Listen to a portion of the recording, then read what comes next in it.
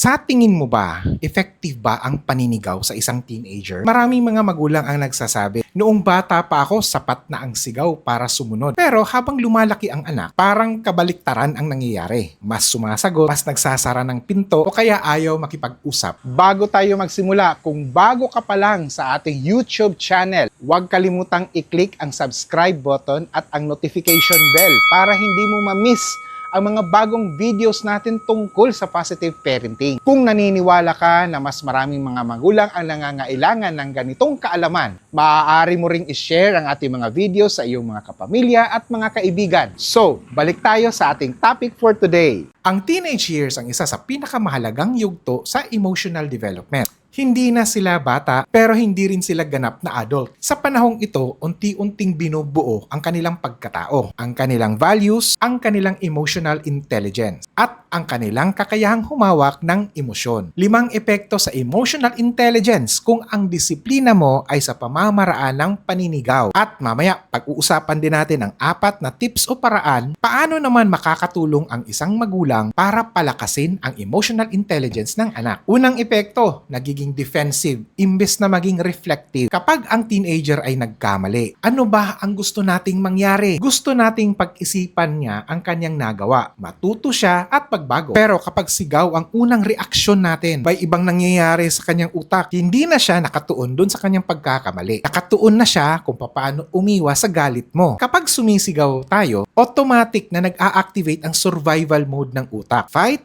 flight, or freeze. Kaya, mapapansin mong may teenager na bigla na lang sumasagot pabalik. May nagsasara ng pinto, may tatahimik, o kaya naman iiwas lang. Hindi dahil wala silang konsensya, kundi dahil ang isip nila ay hindi nagpoproseso ng aral. Nagpoproseso ito ng panganib. At ito ang tandaan natin, hindi natututo ang utak kapag ang pakiramdam nito ay nasa panganib. Mas natututo ito kapag nakakaramdam ng kaligtasan. Pangalawa, unti-unting nawawala ang emotional trust niya sa kanyang magulang. Ang isa sa pinakamalaking pangamba ng mga magulang ay ito. Bakit sa barkada ay nagsasabi ang anak ko, pero sa akin ay hindi? Minsan, hindi dahil mas mahal niya ang kanyang tropa, kundi dahil doon niya nararamdaman na ligtas na maging open siya. Kapag bawat pagkakamali ay sinasalubong mo ng sigaw, unti-unting natututo ang isang teenager ng isang bagay. Mas mabuti nang wag na lang akong magsabi. Kapag nagsabi ako, papagalitan lang din ako. Mas tahimik, mas ligtas. At habang tumatagal, mas lumiliit ang usapan. Pero lumalaki ang sikreto. Hanggang sa dumating ang panahon, hindi mo na alam ano ang pinagdadaanan ng anak mo. Hindi dahil wala siyang problema, kundi dahil hindi na ikaw ang una niyang naiisip na unang lapitan. At iyon ang unang pinakamalaking nawawala kapag sigaw ang pangunahing pamamaraan mo sa pagdidisiplina. Hindi lang katahimikan, kundi ang tiwala. Pangatlo, tumataas ang risk ng anxiety at overthinking. May mga magulang nagsasabing, saglit lang naman akong sumigaw. Pero para sa isang teenager, hindi laging saglit ang epekto nito. Pagkatapos ng sigawan, maaaring ikaw ay kalbado na. Pero yung anak mo, paulit-ulit pa rin niyang iniisip ang nangyari. Unti-unti, nawawala yung kanyang confidence. Natatakot siyang sumubok, natatakot din siyang magdesisyon, natatakot siyang magkamali. At ito, ang tandaan natin, ang emotional intelligence ay hindi tungkol sa pagkontrol ng emosyon. Kasama rito ang kakayahang harapin, ang pagkakamali na hindi nawawasak ang sariling kumpiyansa. Pang-apat, natututo sila ng mga toxic na pamamaraan para harapin ang kanilang problema. Kapag hindi natutunan ng isang teenager paano i-process ang kanyang emosyon, may 2 karaniwang direksyon ang napupuntahan. Ang una ay ang withdrawal. Hindi nagsasalita, hindi sumasama, palagi na lang nasa kwarto, hindi humihingi ng tulong. Tahimik lang, pero hindi ibig sabihin na siya ay okay. Ang pangalawa ay ang aggression. Mas madaling magalit, mas sumasagot, mas nakikipag-away, mas irritable. Magkaiba man ang kanilang kilos, pareho lang ang ugat. Hindi nila natutunang i-regulate ang kanilang emosyon. Ang natutunan nila ay ang umiwas sa sigaw. O kaya naman, gumanti sa sigaw. Panglima, nawawala ang accountability at napapalitan ito ng takot. Ito marahil ang pinakamapanganib na epekto. Kapag alam ng teenager na sisigawan siya sa bawat pagkakamali, ano ang una niya niyang gagawin? Aamin ba siya? Madalas, hindi. Mas madalas niyang itatago ang kanyang pagkakamali. Siya ay magsisinungaling o kaya magdi-delete yan ng mga messages. Magtatago yan ng report card o kaya gagawin ang lahat hindi lang mahuli. Hindi dahil masama siyang bata, kundi dahil takot siya sa magiging reaksyon. At kapag takot na ang namamayani, nawawala na ang accountability. Ang tunay na accountability ay nangyayari kapag kaya niyang sabihin, "Nay, nagkamali po ako." Hindi dahil alam niyang hindi siya paparusahan, kundi dahil alam niya na tutulungan siyang matuto. Ito, tandaan lang natin, fear may produce obedience, but guidance produces responsibility. So, ang tanong, paano naman makakatulong ang mga magulang para mabuo ang emotional intelligence ng anak? Ito ang magandang balita. Ang emotional intelligence ay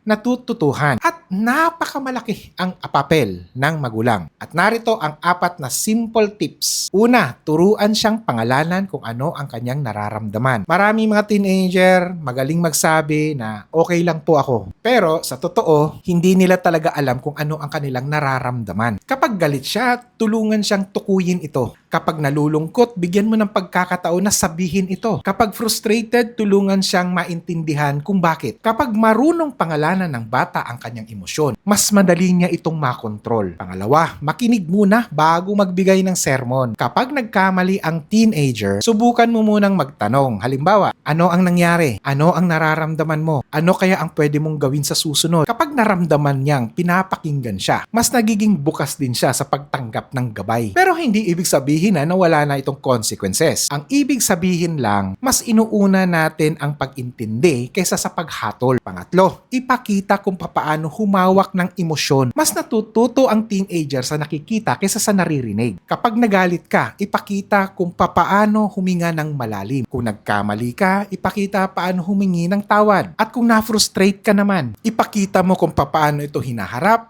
nang hindi ka sumisigaw o nang aaway. Tandaan na ikaw ang unang modelo ng anak mo kapag tungkol na sa emotional intelligence. Pang-4, gawin mong ligtas ang tahanan para sa totoong usapan. Lumikha ka ng pagkakataon na pwede kayong magkwentuhan ng walang sermon. Habang kumakain, habang nasa biyahe, bago kaya matulog, pwede mong tanungin siya, "Anak, ano ang pinakamahirap na nangyari sa'yo sa araw na to? Anak, ano yung pinagmamalaki mo ngayong araw?" Kapag alam niyang maaari siyang magsabi nang hindi siya hinuhusgahan, mas lalaki ang posibilidad na kahit siya ay nasa adulthood na, ikaw pa rin ang una niyang lalapitan.